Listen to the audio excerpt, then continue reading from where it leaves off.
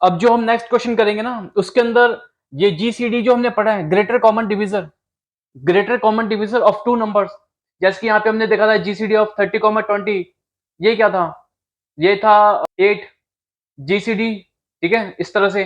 तो ये हम जो देखे थे ग्रेटर कॉमन डिविजर, दो नंबर का जो हमने ये पढ़ा था, किसी भी दो नंबर्स का ग्रेटर कॉमन डिविजर, ये जो हमने पढ़ा था इस क्वेश्चन में, तो इसका हम यूज करेंगे, इस वाले कॉन्सेप्ट का हम यूज करेंगे नेक्स्ट वाले क्वेश्चन के अंदर। तो जो नेक्स्ट क्वेश्चन करने जा रहे हैं उसमें हम GCD common greater common divisor का यूज करने जाएंगे। तो मैं क्या करता हूँ कि यहाँ से सारा रब कर दूंगा, ये को जो पिछले क्वेश्चन का जो भी था उसको मैं रब कर दूंगा सारा, ठीक है, उसको मैं रब कर दूंगा। और जो बाकी ये जो जीसीडी के बारे में लिखा है ना, जीसीडी के बारे में लिखा है, ये मैं ऐसे ही रहने दूंगा, ठीक है, इसी तरह से। तो मैं बाकी का जो है वो रब कर दूंगा। तो नेक्स्ट क्वेश्चन जो है वो आप देख सकते हो कि नेक्स्ट क्वेश्चन में क्या कहा गया है, लिखा होगा इस यहाँ पे स्क्रीनशॉट बन के आया होगा, ठीक है, फोटो के अंदर बन के आया होगा, तो ये आप देख सकते हो नेक्स्ट क्वेश्चन। तो नेक्स्ट क्वेश्चन के अंदर कह रहा है कि let x of t be continuous time exponential signal. X of t एक कंटिन्यूस टाइम कॉम्प्लेक्स एक्सपोनेंशियल है, continuous time complex exponential signal है, ई to the power J omega not small t. ये नहीं लिखा कि ये पीरियोडिक है या नहीं है, ये continuous time complex exponential x of T, ये बताया नहीं है कि ये एक्स ऑफ टी पीरियोडिक है या नहीं है, ये नहीं बताया गया। With fundamental frequency omega naught and fundamental period T not. हाँ, यहाँ पे बोल रहा है कि एक्स ऑफ टी का जो फंडामेंटल फ्रीक्वेंसी है ओमेगा नॉट है और फंडामेंटल पीरियड है वो टी नॉट है। इसका मतलब ये है कि एक्स ऑफ टी जो है ये continuous time complex exponential signal, ये एक्स ऑफ टी ये पीरियोडिक है, क्योंकि इसका गिवन है क्वेश्चन में फंडामेंटल फ्रीक्वेंसी ओमेगा नॉट और फंडामेंटल पीरियड टी नॉट। क्योंकि जो पीरियोडिक सिग्नल्स होते हैं, कंटिन्यूस टाइम पीरियोडिक सिग्नल या तो डिस्क्रीट टाइम पीरियोडिक सिग्नल्स, उन्हीं का जो है फंडामेंटल पीरियड होता है और उन्हीं का फिर फंडामेंटल फ्रीक्वेंसी भी होती है। तो इसका मतलब ये जो x of T signal given है discrete time complex exponential signal, ये पीरियोडिक है, ये वाला पीरियोडिक है। ये जो है ना, ये पहले वाला पार्ट का लिखा हुआ है, ठीक है, पिछले क्वेश्चन का। तो इसको मैं थोड़ा सा साइड में कर लेता हूँ, ठीक है, इस वाले पार्ट को साइड में कर लेता हूं मैं, क्योंकि ग्रेटेस्ट कॉमन डिवाइजर का यूज करना पड़ेगा इस क्वेश्चन में। तो उसके लिए जो मैंने आपको पिछले क्वेश्चन में समझाया था greatest common divisor of two number, इसके थ्रू मैं समझाऊंगा आपको, ठीक है, इस क्वेश्चन में कि ग्रेटेस्ट कॉमन डिविजर को कैसे यूज करेंगे इसमें, इस वाले क्वेश्चन में जो हम कर रहे हैं अभी। तो इसका जो फंडामेंटल फ्रीक्वेंसी है वो क्या है, फंडामेंटल फ्रीक्वेंसी इसकी ओमेगा नॉट है और फंडामेंटल पीरियड है वो बिग टी जीरो है, ठीक है, बिग टी जीरो है। तो इसका मतलब क्या हो गया, अगर फंडामेंटल फ्रीक्वेंसी ओमेगा नॉट है और fundamental period big T naught है, तो omega naught is equal to 2 pi divided by T naught होगा, ठीक है, ये होगा, ठीक है, ये होगा।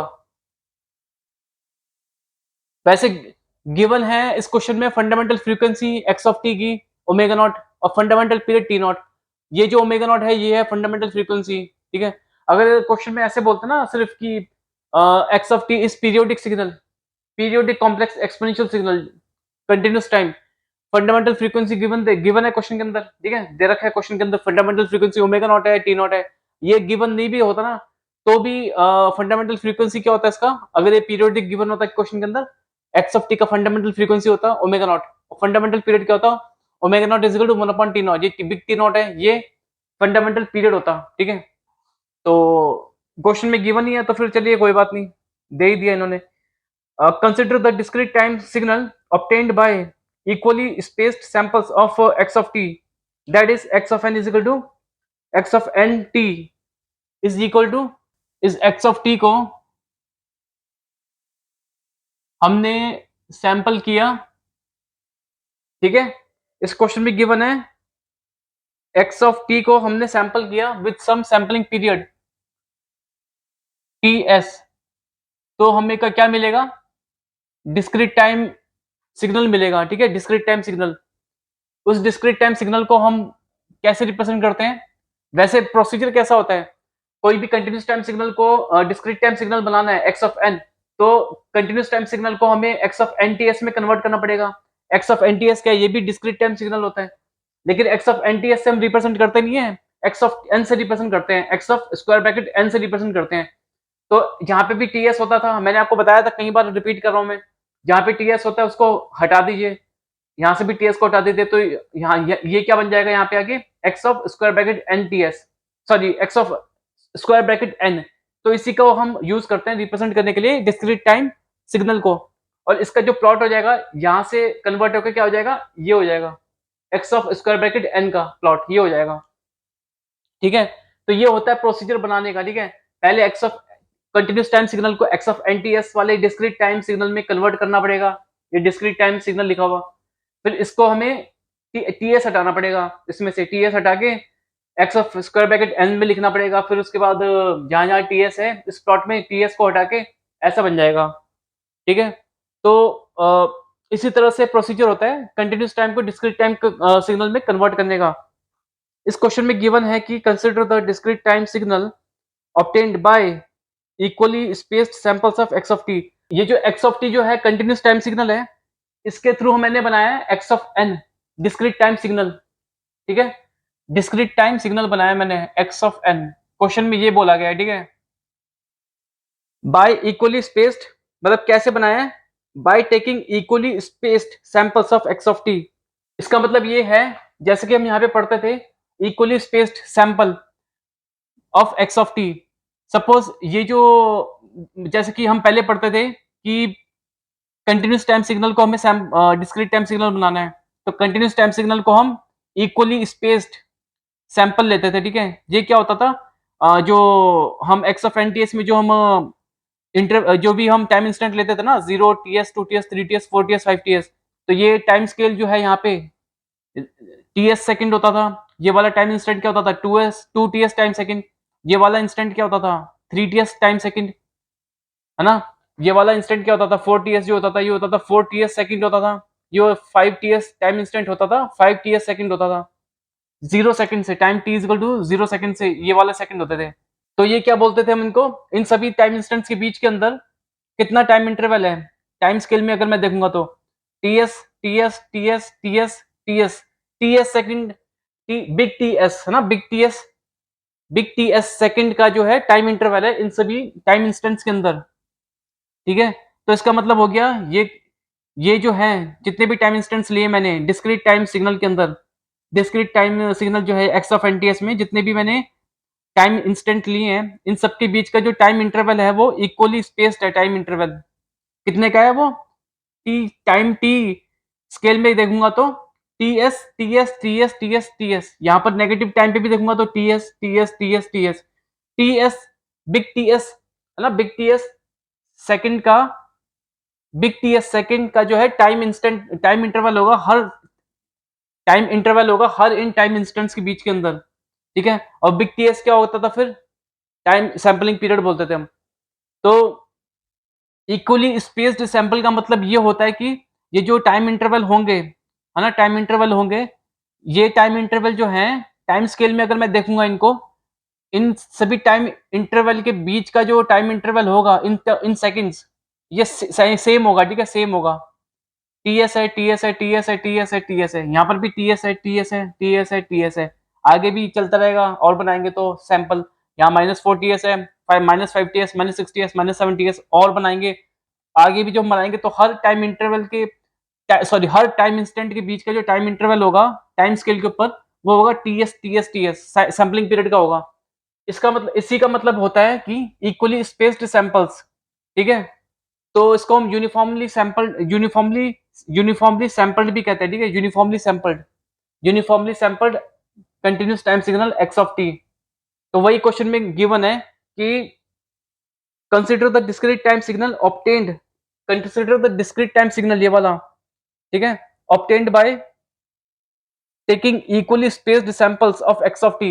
एक्स ऑफ टी को जो सैंपल हमने किया है, जैसे मैंने आपको बताया, जो हर टाइम इंस्टेंट के अंदर हमने जो सैंपल किया है एक्स ऑफ टी को, कंटिन्यूस टाइम सिग्नल को, जैसे यहाँ पे हमने किया हुआ है एक्स ऑफ टी जो कंटिन्यूस टाइम सिग्नल को सैंपल किया है हर टाइम इंस्टेंट के अंदर, वो टाइम इंस्टेंट के जो बीच का जो टाइम इंटरवल है टाइम स्केल के ऊपर वो सेम है। ठीक है, सेम, तो उसके हम बोलेंगे कि equally spaced sample, equally spaced sample बोलेंगे। ठीक है, एक्स ऑफ टी का। ठीक है, ऐसे बोलेंगे हम। तो इक्वली स्पेस्ड सैंपल का मतलब यही होता है, ठीक है, और कुछ नहीं होता, और ये हम देखते आए हैं अभी तक। That is X of N जो है वो क्या है, एक्स ऑफ एन है, x of N T S is equal to E to the power J omega not an big T. मैंने आपको बताया था ना कि किसी भी कंटिन्यूस टाइम सिग्नल को अगर हमें डिस्क्रीट टाइम सिग्नल बनाना है x of square bracket N, तो सबसे पहले तो इसको हमें X of N T S का जो डिस्क्रीट टाइम सिग्नल होगा उसमें कन्वर्ट करना पड़ेगा different time interval, different time instants पे, 0 ts 2 ts 3 ts ये सब।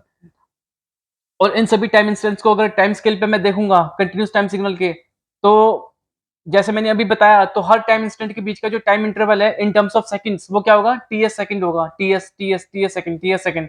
यहाँ पे भी टीएस सेकंड, यहाँ पे भी टीएस सेकंड, यहाँ पे भी टीएस सेकंड, यहाँ पे भी टीएस सेकंड। अगर ये हर टाइम इंस्टेंट के बीच का जो टाइम इंटरवल है टीएस सेकंड होगा अगर, है ना, टाइम स्केल पे देखेंगे तो टीएस सेकंड होगा, है ना, टीएस सेकंड होगा, या तो इक्वल मतलब टीएस सेकंड होगा, टीएस, टीएस की वैल्यू कुछ भी हो सकती है, टीएस सेकंड होगा। ये क्या होता है टीएस सेकंड, टीएस सेकंड होता है सैम्पलिंग पीरियड, ये बताया हुआ मैंने।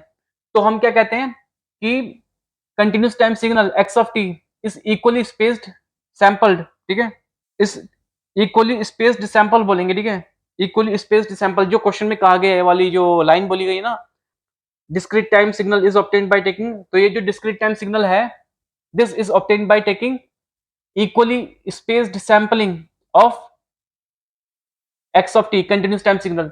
तो ये वही बात बोली गई है इस क्वेश्चन के अंदर भी। तो यही हम अभी तक पढ़ते आए थे वैसे, कि जो हर टाइम इंस्टेंट के बीच का जो टाइम इंटरवल होगा वो सेम है, ठीक है, और ये इस क्वेश्चन में भी वही बोला गया है।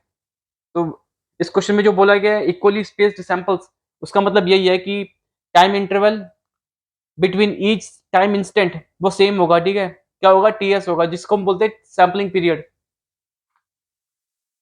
लेकिन हम जब सैम्पलिंग का टॉपिक पढ़ेंगे बाद में, तो उसके अंदर जो होता है वो कभी कभी नॉन यूनिफॉर्म भी ले लेते हैं हम, ठीक है, जैसे कि यहाँ पे जो टाइम इंस्टेंट के बीच का जो टाइम इंटरवल है टीएस लिया है हमने तो अभी तक, इक्वल टाइम इंटरवल लिया है, टीएस सेकंड लिया है, ठीक है, टीएस सेकंड लिया है, सैम्पलिंग पीरियड लिया है, ठीक है।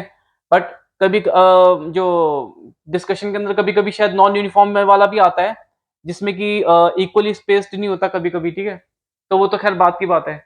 बट इस क्वेश्चन में जो ये लाइन दे रखी थी ना, ये इक्वली स्पेस्ड सैंपल्स, इसका मतलब यही है कि जो टाइम इंस्टेंट्स के बीच का जो टाइम इंटरवल है, ठीक है, टाइम इंटरवल वो सेम है, टीएस।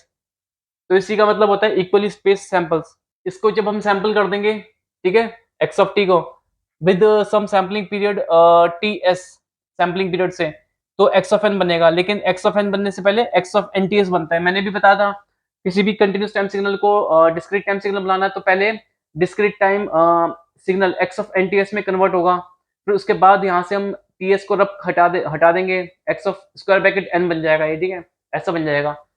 तो यहाँ पर क्वेश्चन में भी कुछ इसी तरह से बता रखा है, पहले से बता रखा है कि एक्स ऑफ एन जो होगा, जो डिस्क्रीट टाइम सिग्नल बनेगा X of square bracket N, x of T को सैंपल करने के बाद इक्वली स्पेस्ड, सैंपल करने के बाद एक्स ऑफ टी को इक्वली स्पेस्ड सैंपल करने के बाद जो बनेगा ये एक्स ऑफ एन, ये होगा ये। तो यहाँ पर भी तो मैंने ये लिखा था x of N T S जो है वो एक्स ऑफ एन होता है, बस अंतर क्या है, यहाँ पे टी एस हटा दो, यहाँ पे टी एस हटा दोगे तो ये बन जाएगा, यही होता है। लेकिन इस क्वेश्चन में जो है ना, टी एस नहीं है, टी है यहाँ पे, टी, बिग टी है, ठीक है, बिग टी। बिग टी का मतलब ये है कि यहाँ पे जो मैंने क्वेश्चन, यहाँ पे मैंने आपको पहले जब समझाया था कि एक्स ऑफ टी को अगर मुझे डिस्क्रीट टाइम सिग्नल में कन्वर्ट करना है और जो सैम्पलिंग पीरियड होगा टी एस होगा, है ना, मतलब कि इक्वली स्पेस्ड सैंपल्स होंगे ये, ठीक है, T S T S T S T S time scale के ऊपर भी। तो हम डिस्क्रीट टाइम सिग्नल जो बनता है उसका फंक्शन कैसे लिखते हैं, X of N T S. लेकिन इस क्वेश्चन में गिवन है एक्स ऑफ टी दे रखा है, ठीक है, x of square bracket N को एक्स ऑफ टी दे रखा है। यहाँ पे क्या था, x of N T S is equal to x of N था ये, ठीक है। तो इसका मतलब ये है कि यहाँ पे जो है सैम्पलिंग पीरियड है बिग टी, टी एस से रिप्रेजेंट नहीं किया हुआ इस क्वेश्चन में, तो ये इसमें ऐसा हटा देता हूँ, ठीक है, इसमें से। तो सैम्पलिंग पीरियड हमारा है ये बिग टी, तो big T sampling period given है, ठीक है क्वेश्चन में, तो इसका मतलब एक्स ऑफ टी जो है कंटिन्यूस टाइम सिग्नल को जब हम सैम्पलिंग पीरियड बिग टी से सैंपल कर देंगे तो हमारा x of square bracket N बन जाएगा। और x of square bracket N क्या होता है एक्चुअल में, इक्वल में एक्स ऑफ एन टी होगा। ये एक्स ऑफ एन टी जो है पहले जो मैंने बताया था वो उसका ये है, ये ठीक है। अंतर ये है कि यहाँ पे मैंने सैम्पलिंग पीरियड को टी एस से रिप्रेजेंट किया हुआ था, x of N T S से, यहाँ पे एक्स ऑफ एन टी से रिप्रेजेंट किया हुआ है क्वेश्चन में। इसका मतलब यहाँ पे सैम्पलिंग पीरियड को रिप्रेजेंट किया हुआ है बिग टी से, बस यही अंतर है। और फिर यहाँ पे जो ये जो ये x of square bracket N जो है ये डिस्क्रीट टाइम सिग्नल, ये एक्चुअल में इसी के इक्वल होता है एक्स ऑफ एन टी के, क्योंकि यहाँ पे मैंने बताया था x of square bracket N ये एक्चुअल में X of N T S के इक्वल होता है, ठीक है। और फिर इसका ये फंक्शन लिख रखा है यहाँ पे in terms of independent variable N, ठीक है एन। तो ये है यहाँ पे सब कुछ गिवन है। अगर एक चीज मैं आपको पूछूं कि अ, अगर एक्स ऑफ टी है ना, एक्स ऑफ टी सिग्नल है कंटिन्यूस टाइम सिग्नल, पहले हमने जो देखा था वो था is equal to T time, है ना। अब इसको मैं सैम्पलिंग पीरियड टीएस से अगर मैं इसको कन्वर्ट करना चाहूँ डिस्क्रीट टाइम सिग्नल में एक्स ऑफ एनटीएस के अंदर, ठीक है, तो उसके लिए मेरे को यहाँ पे क्या करना पड़ेगा उसके लिए, उसके लिए जो है जहाँ यहाँ पे स्मॉल टी है, स्मॉल टी है, अब यहाँ पे एनटीएस हो जाएगा, ठीक है। तो एनटीएस हो जाएगा तो इसका मतलब ये है कि एक्स ऑफ टी मैं यहाँ पे लिख के बता देता हूँ, एक्स ऑफ टी अगर स्मॉल टी है, अब X of N T S हो जाएगा। तो x of N T S का मतलब ये है कि जहां जहां टी है वहां पे एन टी एस लिखना पड़ेगा। तो यहाँ पे टी लिखा है, टी बस यहीं पे लिखा हुआ है, तो यहाँ पे लिख दूंगा मैं एन बिग टी एस। तो जो ये फंक्शन है ये डिस्क्रीट टाइम सिग्नल का x of N T S का फंक्शन, अब ये फंक्शन ऐसा बन जाएगा, ठीक है, ऐसा बन जाएगा। तो उसी तरह से अगर मैं देखूं यहाँ पे एक्स ऑफ टी जो कंटिन्यूस टाइम सिग्नल गिवन था, इसको अगर सैंपल करना चाहे सैंपलिंग पीरियड से बिग टी से, है ना, बिग टी से, तो एक्स ऑफ एन टी कैसा हो जाएगा, X of N big T ये कैसा हो जाएगा, ये डिस्क्रीट टाइम सिग्नल है, ठीक है।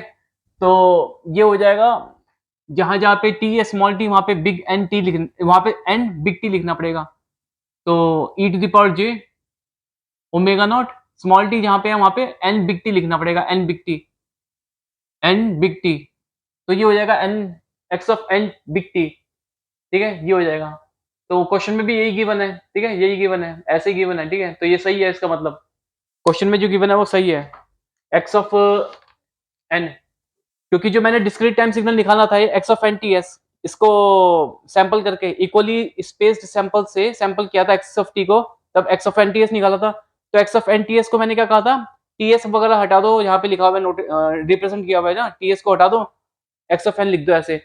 बट एक्चुअल में देखेंगे तो ये दोनों एक ही तो है, जो फंक्शन इसका होगा, है ना, जो फंक्शन इसका होगा, इसका फंक्शन क्या होगा, इससे रिप्रेजेंट करेंगे X of N T S is equal to N T S C, इसका वही फंक्शन इसका भी तो होगा एक्स ऑफ एन का, ऐसा होगा ना।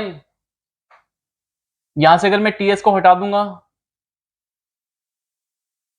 तो ये x of square bracket N हो जाएगा, ठीक है, x of square bracket N हो जाएगा, X of square bracket N ऐसा बन जाएगा। तो लेकिन ये जो फंक्शन जो होगा ये वाला, इसका जो फंक्शन होगा वो भी तो यही होगा सेम, ठीक है, फंक्शन तो सेम होगा, क्योंकि फंक्शन इसलिए सेम होगा क्योंकि ये जो फंक्शन क्या रिप्रेजेंट करता है x of N T s, ये वाली वैल्यू रिप्रेजेंट करती है different value of time instant, 0 ts 2 ts 3 ts, ये वाली वैल्यू रिप्रेजेंट करती है, ये वाली वैल्यू रिप्रेजेंट करती है x of N T s, क्योंकि टीएस टाइम इंस्टेंट पे क्या होगा, ये एक्स ऑफ 3 टीएस हो जाएगा ये, है ना, क्योंकि यहाँ पे एन टी एस है एक्स एक्सिस के ऊपर, इसलिए तो यहाँ पर भी वही होगा। तो जैसे मैंने बताया कि x of N T S जो होगा वो क्या रिप्रेजेंट करता है, ये वाली वैल्यू रिप्रेजेंट करती है टीएस टाइम इंस्टेंट पे, 2 टीएस टाइम इंस्टेंट पे, 3 टीएस टाइम इंस्टेंट पे, 4 टीएस टाइम इंस्टेंट पे, ये वैल्यू रिप्रेजेंट करती है। और ये भी मत भूलिए कि ये जो एक्सिस है x axis, x of N T S का जो रिप्रेजेंट किया हुआ है प्लॉट, इसमें एक्स एक्सिस होता है एन टी एस, ये एन टी एस ये वाला वेरिएबल होता है पूरा, ठीक है। अगर मैं इस टी एस को हटा देता हूँ प्लॉट में से और इस फंक्शन में से, तो ये क्या बन जाता है, x of square bracket n, इसका प्लॉट बन जाएगा ये। टीएस को मैं हटा देता हूँ सब जगह से, तो टीएस को यहाँ से हटाऊंगा तो 1, यहाँ से हटाऊंगा 2 3 4, यहाँ से हटाऊंगा नेगेटिव साइड से तो -1 -2 -3 -4, ये बन जाता है। जो इस वाले टीएस को हटा के मैंने जो बनाया वो क्या बनाया, n इज इक्वल टू 0, और ये जो एन टी एस है यहाँ से भी टीएस हटेगा तो ये एक्सिस बन जाएगी अब n, तो यहाँ पे जो टीएस था वो टीएस अब बन जाएगा यहाँ पे 1, ठीक है। तो जो टीएस पे वैल्यू थी एक्स ऑफ एन टीएस की, सेम वही वैल्यू यहाँ पर भी होगी एन इज इक्वल टू 1 पे। जो वैल्यू 2ts टाइम इंस्टेंट पे थी, एक्स ऑफ 2ts थी, जो कि एक्स ऑफ एनटीएस की वैल्यू थी एक्स ऑफ 2ts इस वाले टाइम इंस्टेंट पे इतनी वैल्यू थी, है ना। तो 2ts में से जब मैंने ts को हटा दिया तो ये n इज इक्वल टू 2 बन गया ना। तो इस n इज इक्वल टू 2 के ऊपर क्या वैल्यू होगी, सेम यही वैल्यू होगी, यही वाली यहाँ पे। उसी तरह से 3ts के लिए भी सेम वैल्यू यहाँ पर बनेगी n इज इक्वल टू 3 पे। 4ts टाइम इंस्टेंट पे भी जो वैल्यू ये है सेम उतनी ही वैल्यू यहाँ पर भी बनेगी n इज इक्वल टू 4 पे भी। सेम वही चीज यहाँ पर भी लागू होगी। एनटीएस जब जीरो था, है ना, जीरो इंस्टेंट पे, जीरो टाइम इंस्टेंट पे एक्स ऑफ जीरो था, तो इस जीरो क्या बन गया यहाँ पे जीरो ही रहेगा। यहाँ पे अगर टीएस को हटा दूंगा मतलब जीरो रहेगा। तो यहाँ पे वैल्यू क्या थी, जीरो थी, एक्स ऑफ जीरो की वैल्यू जीरो थी, एक्स ऑफ एनटीएस की यहाँ पर भी जीरो ही है, सेम है। माइनस टीएस के ऊपर ये इतनी वैल्यू है, क्या है value, x of minus ts, x of nts की वैल्यू हो गई एक्स ऑफ माइनस टीएस हो गई इस टाइम इंस्टेंट पे माइनस टीएस पे, इतनी नेगेटिव वैल्यू है इतनी। तो माइनस टीएस को मैं टीएस हटा दूंगा तो ये क्या बचेगा, -1 होगा, -1 यहाँ पे -1 है। तो इस n इज इक्वल टू -1 पे जो वैल्यू है ये वैल्यू यही होगी, सेम यही वैल्यू। तो इसका मतलब x of N T S का जो प्लॉट है ये वाला, इसको अगर मैं कन्वर्ट कर दूंगा x of square bracket n के प्लॉट से, ये x of square bracket N का प्लॉट है और ये x of N T S का प्लॉट है। तो वैल्यू जो है डिफरेंट टाइम इंस्टेंट पे एंड डिफरेंट टाइम इंस्टेंट पे, इसमें डिफरेंट एन वैल्यू पे, है ना, वो सेम रहेगी वैल्यू। जो वैल्यू टीएस पे है वो 1 पे रहेगी, जो वैल्यू 2ts पे है वो n इज इक्वल टू 2 पे रहेगी, जो 3ts पे है वो n इज इक्वल टू 3 पे रहेगी वैल्यू। इसका मतलब ये है कि x of square bracket n क्या रिप्रेजेंट कर रहा है, ये वैल्यू रिप्रेजेंट कर रही है, ठीक है। यहाँ पे इस वाले प्लॉट के अंदर ये वैल्यू रिप्रेजेंट कर रही है different different value of n पे, है ना। तो x of square bracket n, इसको मैं सही बता देता हूँ, x of square bracket n जो होगा वो होगा equal to x of N T S के, ठीक है। X of N T S का रिप्रेजेंट करता है डिफरेंट टाइम इंस्टेंट पे वैल्यू रिप्रेजेंट करता है, ये वाली ये वाली ये वाली। और x of square bracket N क्या करता है, represent different value of n पे, ये वाली वैल्यू रिप्रेजेंट करता है x of n square bracket N. तो x of square bracket n वो होगा इक्वल टू, एक तरीके से इक्वली होता है वो x of N T S के, जो कि क्या है, x of N T S क्या था, एन टी एस था। तो यही एन टी एस होगा equal to x of square bracket n के भी इक्वल होगा, है ना। तो इसका मतलब ये है कि जो क्वेश्चन में जो हमें गिवन है कि जब हमने इस वाले continuous time signal x of T को सैंपल किया with sampling period big T, क्योंकि यहाँ पे x of big N big T था, इसलिए ये हमने माना कि हमने ये कहा कि सैंपलिंग पीरियड बिग टी है, इसका मतलब, ठीक है। Sampling period big T second से सैंपल किया इसको विद इक्वली स्पेस सैंपल से, इक्वली स्पेस सैंपल से, है ना, इक्वली स्पेस सैंपल से। तो x of square bracket n discrete time signal बन जाएगा, ठीक है। लेकिन ये किसके इक्वल होगा, x of N big T के इक्वल होगा, क्योंकि यहाँ पे हमने बोला है x of big X of square bracket n is equal to x of N T s. यहाँ पे एन टी एस क्या था, रिप्रेजेंट किया हुआ था सैम्पलिंग पीरियड को, यहाँ पे सैम्पलिंग पीरियड क्या है, बिग टी है। तो जैसे यहाँ पे हमने बोला था कि x of square bracket n is equal to x of N T s, यहाँ पर भी वही है, x of square bracket n is equal to x of N big T. यहाँ पे बिग टी है सैम्पलिंग पीरियड, यहाँ पे टी एस है सैम्पलिंग पीरियड, ये वाला। मतलब कि सैंपलिंग पीरियड को रिप्रेजेंट जो है यहाँ पे बिग टी से किया हुआ है, टीएस से नहीं किया हुआ, ठीक है। बस यही अंतर है इन दोनों में।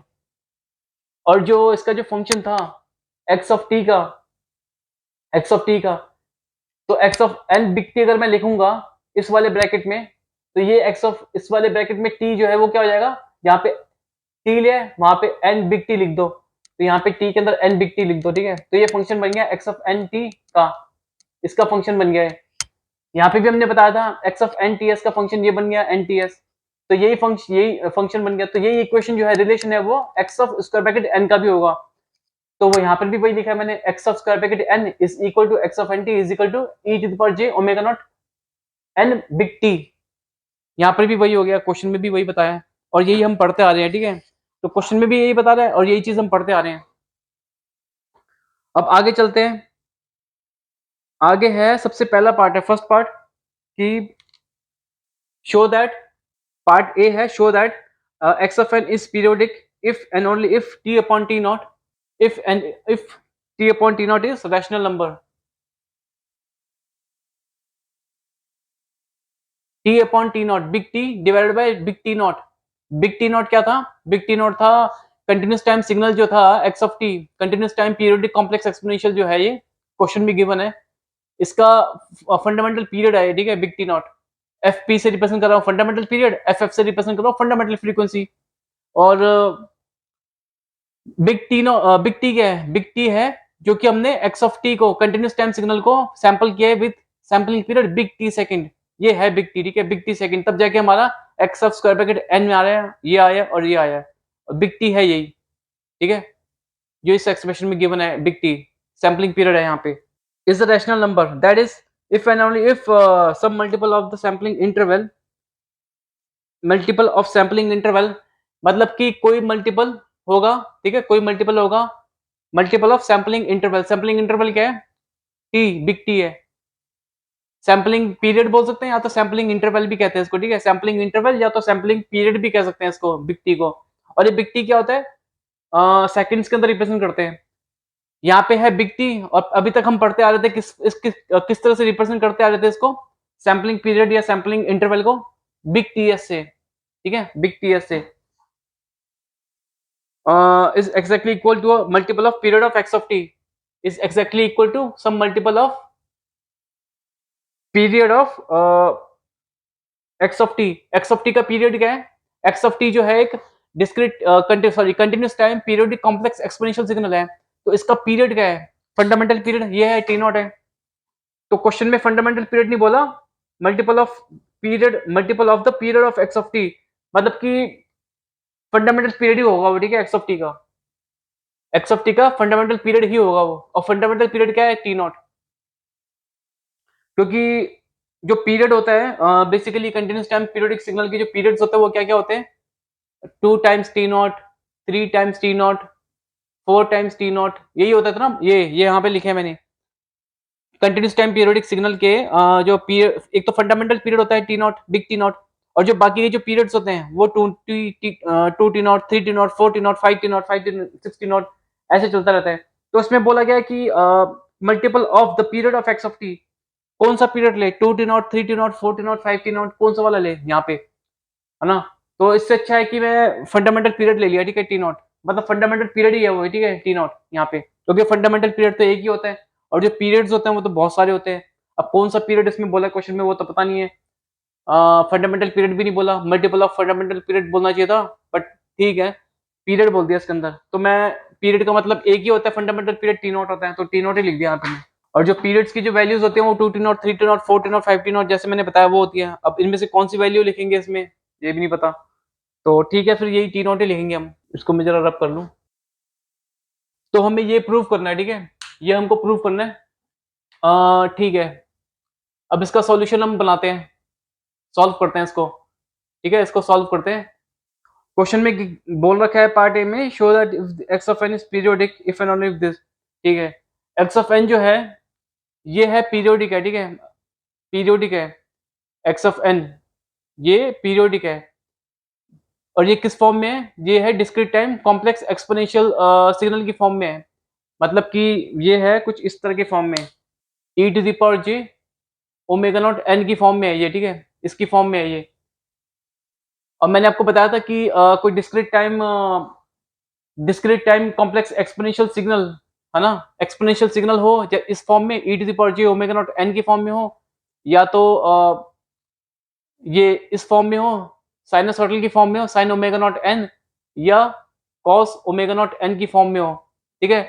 इन तीनों का अगर हमें चेक करना है कि ये पीरियोडिक है या नहीं है, ठीक है, पीरियोडिक है या नहीं है, तो कैसे चेक करते हैं? ओमेगा नॉट की जो वैल्यू है यहाँ पे, या तो इसके अंदर यहाँ पे और इसके अंदर यहाँ पे, ओमेगा नॉट की जो वैल्यू होनी चाहिए that must be 2 pi multiple of some rational number, omega naught is equal to 2 pi multiple of some rational number, some multiple of rational number. Rational number क्या है यहाँ पे? पी एन क्यू है, क्योंकि P N Q है, ठीक है, P और क्यू दोनों न्यूमरेटर और डिनोमिनेटर के अंदर हैं और दोनों इंटीजर हैं, इसलिए पी अपॉन क्यू को हम बोलेंगे एक रैशनल नंबर। तो ये होना चाहिए कंडीशन, ठीक है, if and only if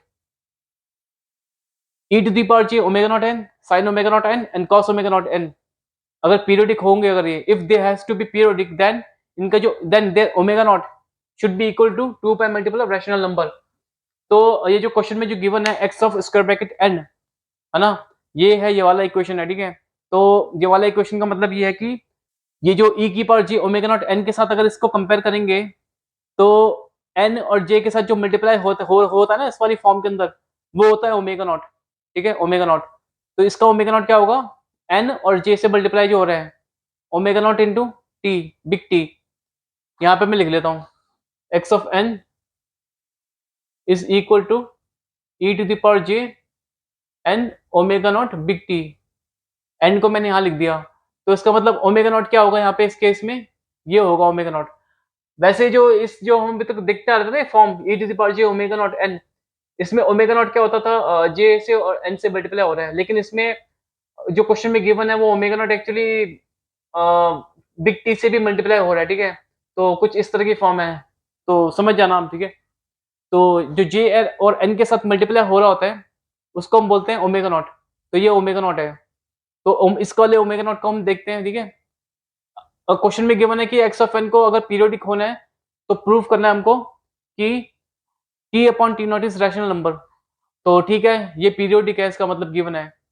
discrete, तो इसको हम बोल देंगे discrete time periodic complex exponential signal. इसका ओमेगा नॉट क्या है, omega naught into big T. Omega naught is equal to omega naught into big T. यहाँ पे भी ओमेगा नॉट आ गया, यहाँ पे भी ओमेगा नॉट आ गया। ऐसे करो इस फॉर्म के अंदर ना, इस वाली फॉर्म में जो मैंने बताया था, इसमें ओमेगा नॉट डैश लिख लो, ठीक है। इसको ओमेगा नॉट डैश कर लो, ओमेगा नॉट डैश, ठीक है। तो ये ओमेगा नॉट डैश, ठीक है। ओमेगा नॉट डैश की वैल्यू होनी चाहिए 2 pi multiple of rational number. तो इस केस में ओमेगा नॉट डैश की वैल्यू क्या है, omega naught into big T, ठीक है। क्योंकि यहाँ पे ओमेगा नॉट से मल्टीप्लाई कर रखा है बिग टी को, और यहाँ पे जो फॉर्म होती है जनरल फॉर्म होती है, डिस्क्रीट टाइम कॉम्प्लेक्स एक्सपोनेंशियल की फॉर्म होती है जनरल, उसमें ओमेगा नॉट होता है जो एन और जे से मल्टीप्लाई होता है। बट यहाँ पे मैंने ओमेगा को ओमेगा नॉट डैश एज्यूम कर लिया, ठीक है, क्योंकि क्वेश्चन में ओमेगा नॉट यहाँ पे गिवन था पहले से ही, इसलिए कुछ ज्यादा बड़ी बात नहीं है, बस यही है, बदल दिया मैंने बस उसका नाम, ओमेगा नॉट डैश कर दिया मैंने इसको, ठीक है। तो ओमेगा नॉट डैश की ये होनी चाहिए वैल्यू, अगर इसको पीरियोडिक होना है, इन तीनों को पीरियोडिक होना है तो ये होती है, ठीक है, हम पढ़ते आ रहे हैं। तो इसका मतलब ये हो गया, इसको मैं ओमेगा नॉट डैश लिख देता हूँ, ओमेगा नॉट डैश, ठीक है, ओमेगा नॉट डैश लिख देता हूँ। और ओमेगा नॉट डैश क्या होगा, ओमेगा नॉट की वैल्यू क्या थी यहाँ पे, 2 pi upon big T naught into by t, big T है, ठीक है। तो हमने क्या कहा था कि ओमेगा नॉट डैश की जो वैल्यू है, यहाँ पे जो ओमेगा नॉट डैश होता है इसकी वैल्यू होनी चाहिए 2 pi multiple of rational number p upon q, ठीक है, पी अपॉन क्यू। तो ओमेगा नॉट डैश क्या है यहाँ पे, ये है। और x of square bracket N को पीरियोडिक अगर होना है तो ओमेगा नॉट डैश को क्या होना पड़ेगा, 2 pi multiple of rational number, जैसे यहाँ पे है omega not dash has to be equal to 2 pi multiple of rational number, तो यहाँ पर भी ओमेगा नॉट डैश को 2 pi multiple of rational number होना पड़ेगा for x of square bracket N, ये डिस्क्रीट टाइम सिग्नल को पीरियोडिक होना तो इसे। तो ठीक है, हमने प्रूव कर दिया कि पहला पार्ट है कि इससे हमको ये कंक्लूजन मिलता है कि t upon T not in दोनों को होना चाहिए क्या, इन दोनों को होना चाहिए रैशनल नंबर, ठीक है, rational number for x of n to be periodic. और एक्स ऑफ एन का एक्सप्रेशन क्या है, ये है e की power j n omega not big T, और इसका ओमेगा नॉट डैश क्या होगा, ओमेगा नॉट इंटू टी हो जाएगा, जो कि ओमेगा नॉट डैश क्या है, ये वाला ओमेगा नॉट डैश है। इस ओमेगा नॉट डैश को इक्वल होना पड़ेगा 2 pi multiple of rational number से, अगर इसको पीरियोडिक होना है इन तीनों को। और ये पीरियोडिक है, ये इस फॉर्म में गिवन है, ये इस फॉर्म में गिवन है, ये तो इसको ये क्वेश्चन में गिवन है ये पीरियोडिक होना है, ठीक है, क्वेश्चन में गिवन है कि ये पीरियोडिक है। पीरियोडिक होने के लिए फिर ये ओमेगा नॉट डैश को, जो ओमेगा नॉट डैश है ओमेगा नॉट बिग टी, इसको टू पाई इसके अंदर two two pi into t upon T not आया, तो टी अपॉन टी नॉट को रैशनल नंबर होना चाहिए, क्योंकि ये होना चाहिए हमेशा 2 pi multiple of rational number for this to be periodic. यहाँ पे भी वही था, 2 pi multiple of rational number omega not dash for this to be periodic. Simple है। तो मैं big T upon T not को, मैं जो है big T upon T not को, big T upon T not को मैं लिख सकता हूँ पी अपॉन क्यू, ठीक है, पी अपॉन क्यू लिख सकता हूँ मैं इसको, ठीक है। ओके, तो ये तो हमने फर्स्ट पार्ट हमने कर लिया, ठीक है? फर्स्ट पार्ट हमने क्लियर कर लिया। अब सेकंड पार्ट भी करते हैं। Part B, sorry part B करते हैं, सेकंड पार्ट नहीं, पार्ट बी करते हैं। पार्ट बी के अंदर बोला गया है कि suppose that x of N is periodic. फिर से बोला गया है पार्ट बी के अंदर भी कि एक्स ऑफ एन ये पीरियोडिक है। That is that T upon T naught is equal to p upon q. ये गिवन है, ठीक है? यहाँ पर भी हमने प्रूव करके निकाल दिया इसको ऑलरेडी। पार्ट ए के अंदर निकाल दिया था हमने इसको, ठीक है? T upon T naught is equal to p upon q हम बोल देते हैं, ठीक है? P upon q. तो ठीक है, इस क्वेश्चन में भी बोला है कि पार्ट बी के अंदर भी बोला है कि टी अपॉन टी नॉट होगा पी अपॉन क्यू अगर एक्स ऑफ एन जो है पीरियोडिक है, where p and q are integers given है। पी बी और क्यू बी न्यूमिनेटर और डिनोमिनेटर दोनों इंटीजर है, तो इसका मतलब ये है कि रैशनल नंबर है, ठीक है? T upon T naught rational number. यहाँ पर भी हमने बोला था कि टी अपॉन टी नॉट का रैशनल नंबर होना चाहिए for x of n to be periodic, है ना? और मैंने बोल दिया कि t upon T naught p upon q है एक तरीके से, क्योंकि यहाँ पर भी पी अपॉन क्यू हम लिखते थे ना हमेशा। इसको मैंने टी अपॉन टी नॉट को पी अपॉन क्यू ही लिख दिया था। अब पार्ट बी के अंदर भी यही बोला गया कि टी अपॉन टी नॉट को पी अपॉन क्यू मान लो। चलो कोई बात नहीं, ठीक है। तो इसका मतलब p upon q rational number है, और रैशनल नंबर होना भी चाहिए टी अपॉन टी नॉट को for x of n to be periodic. और इस पार्ट बी में भी बोला गया है कि x of n suppose that x of N is periodic, ये बोला गया है। What are the fundamental period and fundamental frequency of x of n? x of n की x of n का जो है fundamental frequency and fundamental period निकालना है हमको, ठीक है? अब हमको निकालना है x of n का फंडामेंटल पीरियड और fundamental frequency x of n की, ठीक है? x of n की in terms of express the fundamental frequency as fraction of, ये फंडामेंटल फ्रीक्वेंसी हमको रिप्रेजेंट करना है in terms of fraction of omega naught t, omega not big T, ठीक है? फंडामेंटल फ्रीक्वेंसी जो आएगी एक्स ऑफ एन की, उसको हमको रिप्रेजेंट करना है in terms of fraction of omega not big T. तो सबसे पहले तो इस क्वेश्चन में गिवन है कि पी एंड क्यू ये दो इंटीजर है, ठीक है? दो इंटीजर वैल्यू गिवन है, ठीक है? इंटीजर वैल्यू गिवन है न्यूमिनेटर और डिनोमिनेटर के अंदर। न्यूमिनेटर और डिनोमिनेटर के अंदर गिवन है पी और क्यू वैल्यू, और ये दोनों इंटीजर है पी एंड क्यू, तो इसका मतलब ये रैशनल है। तो इसका मतलब big T upon big T naught ये रैशनल है। और वही हमने प्रूव किया था इससे पार्ट ए के अंदर कि big T upon T naught has to be rational number for x of n to be periodic, है ना? यही मैंने प्रूव किया था पहले भी। तो ठीक है, ये तो हो गया। और पार्ट ए में मैंने लिख भी दिया था बाद में कि big T upon T naught is equal to p upon q. P upon q यहाँ पे लिखा हुआ ना, तो इसको मैंने लिख दिया था equal to t upon T naught के, ऐसे ही मैंने लिख दिया था इसको, ठीक है? लेकिन बी पार्ट के अंदर भी बोला गया कि t upon T naught is equal to p upon q assume कर लो। तो ये तो कोइंसिडेंस हो गया एक तरीके से। चलिए कोई बात नहीं। पी एंड क्यू दो इंटीजर्स है, ठीक है? हमने देखा था पहले पिछले वाले क्वेश्चन में कि जैसे कि दो इंटीजर है, सपोज एक 8 है और एक 16 है। 8 और 16 का कॉमन डिवीजर क्या हो सकता है? कॉमन डिवाइजर, है ना? कॉमन डिवाइजर मतलब कि जो एक नंबर ऐसा इंटीजर जो कि इन दोनों को एक साथ डिवाइड कर दे। एक तो 2 हो सकते हैं, 2 जो है 8 और 16 दोनों को डिवाइड कर सकते हैं एक साथ, है ना? 4 ये भी एक इंटीजर है जो कि 8 और 16 को दोनों को एक साथ कॉमनली डिवाइड कर सकते हैं, तो ये 4 भी एक कॉमन डिवाइजर है। 8 ये भी जो है 8 और 16 को एक साथ कॉमनली डिवाइड कर सकता है, ठीक है? तो ये भी एक कॉमन डिवाइजर है। तो इन तीनों कॉमन डिवाइजर में से 8 और 16 के जो तीन कॉमन डिवाइजर आए हैं, इसमें से सबसे बड़ी वैल्यू कौन सी है? ये 8 की है। तो इसलिए हम 8 को बोलते हैं ग्रेटर। ग्रेटर वैल्यू किसकी है? 4, 2 और 8 में से 8 की। तो इसलिए हम 8 को बोलेंगे ग्रेटर कॉमन, कॉमन मतलब कि इन दोनों को एक साथ डिवाइड करने वाला कॉमन डिवाइजर। जो डिवाइजर मतलब जो नंबर इसको दोनों को डिवाइड कर दे, तो ग्रेटर कॉमन डिवाइजर बोलेंगे 8 को। यहाँ पर भी मैंने लिखा है शॉर्ट फॉर्म में, मैथमेटिकली ऐसे रिप्रेजेंट करते हैं हम जीसीडी को, मतलब जीसीडी ऑफ 8,16, मतलब दो नंबर है 8 और 16 का जीसीडी क्या होता है? 8 होगा। उसी तरह से और ये जो 2 और 4 होंगे ये होंगे कॉमन डिवाइजर बोलेंगे इनको, ठीक है? कॉमन डिवाइजर ऑफ 8 और 16। और उसी तरह से एक और एग्जांपल लिया था मैंने दो इंटीजर का, एक और एग्जांपल लिया था 30 और 20। ऐसा कौन सा इंटीजर वैल्यू नंबर है जो कि 30 और 20 को एक साथ कॉमनली डिवाइड कर दे एज अ डिवाइजर?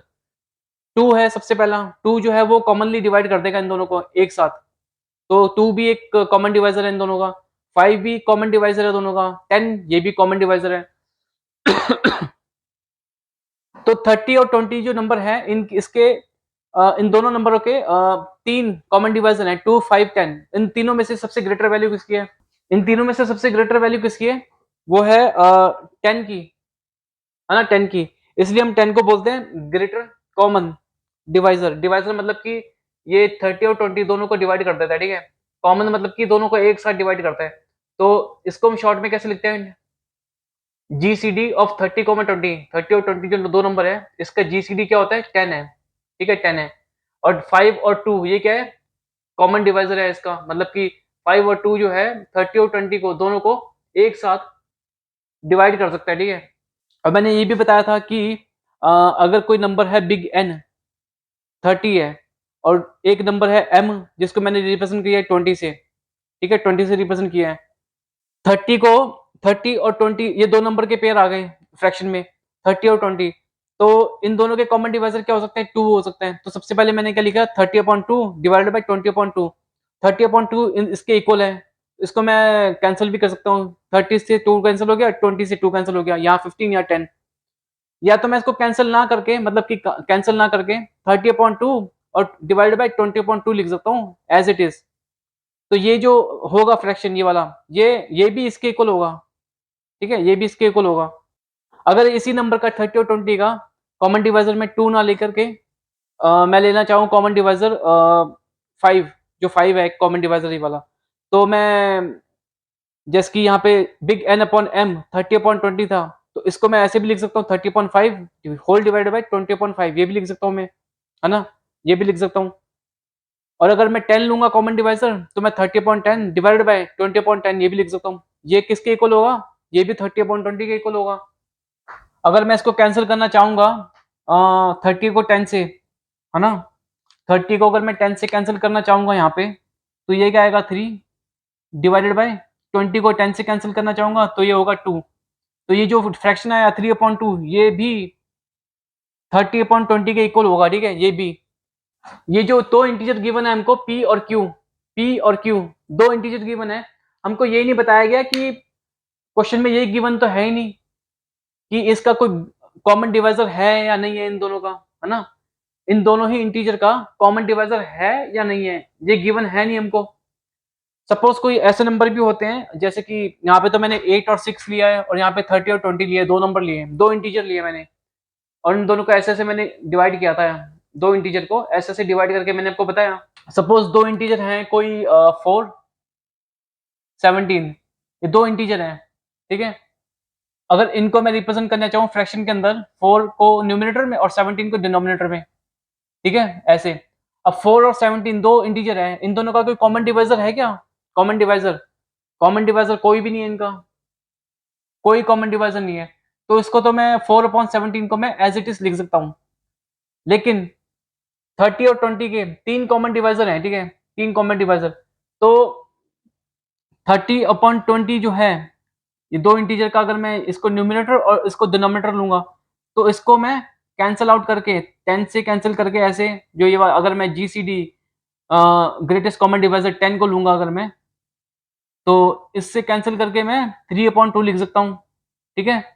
या तो मैं 30/20 को कॉमन डिवाइज़र को 2 से लेके 30/2 डिवाइडेड बाय 20/2 लेके कैंसल करके 15/10 भी लिख सकता हूँ, है ना? या तो 30/20 को मैं 30 डिवाइडेड बाय 5 लिख सकता हूँ, ये वाला कॉमन डिवाइज़र लेके डिवाइडेड बाय 20/5 और 30/5 को मैं कैंसल करूँगा कितना आएगा 6 30/5 करूँगा तो ये क्या आएगा 6 न्यूमरेटर में डिवाइडेड बाय 20/5 होगा तो ये कितना आएगा 4 6/4 भी लिख सकता हूँ मैं इसको, किसको? 30/20 लिख देता हूँ यहाँ पे, ठीक है? 30/20 30/20 को मैं ये ऐसे भी लिख सकता हूँ और ऐसे भी लिख सकता हूँ, ठीक है? बट आखिरकार जो है 30/20 यही होगा, 3/2 भी बनेगा, ठीक है? और ये 3/2 कैसे बनेगा? जब मैं 30 को डिवाइड करूँगा जीसीडी ऑफ 30 एंड 20 से, 30 और 20 को डिवाइड कर रहा हूँ ना, 30 और 20 का जीसीडी होगा, उससे मैं डिवाइड करूँगा बाय 30 को 10 से और 20 को डिवाइड करूंगा इससे 10 से, ये भी क्या है जीसीडी ऑफ 10। तो मैं इसको कैसे लिख सकता हूँ, इस वाली टर्म को मैं कैसे लिख सकता हूँ, इस वाली टर्म को मैं लिख सकता हूँ, इसको मैं लिख सकता हूँ कुछ इस तरह से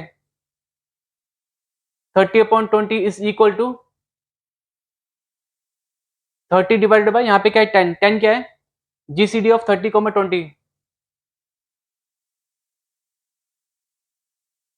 डिवाइडेड बाय 20/10, 10 क्या है वही है जीसीडी ऑफ 30/20, ठीक है ये है, ये है, ठीक है ऐसे लिख सकता हूँ मैं 30/20 को, क्योंकि 30/20 जो है वो आखिरकार 3/2 ही बनेगा, बनना चाहिए उसको। अगर मैं कॉमन डिवाइजर अगर मैं 2 भी ले रहा हूँ यहाँ पे 30/2 डिवाइडेड बाय 20/2 तो 5/10 आया। 5/10 जो है 5 से कैंसिल होकर 3 और ये 5 से कैंसिल होकर 2 हो जाएगा, तब भी 3/2 आना चाहिए हमेशा आखिरकार फाइनली।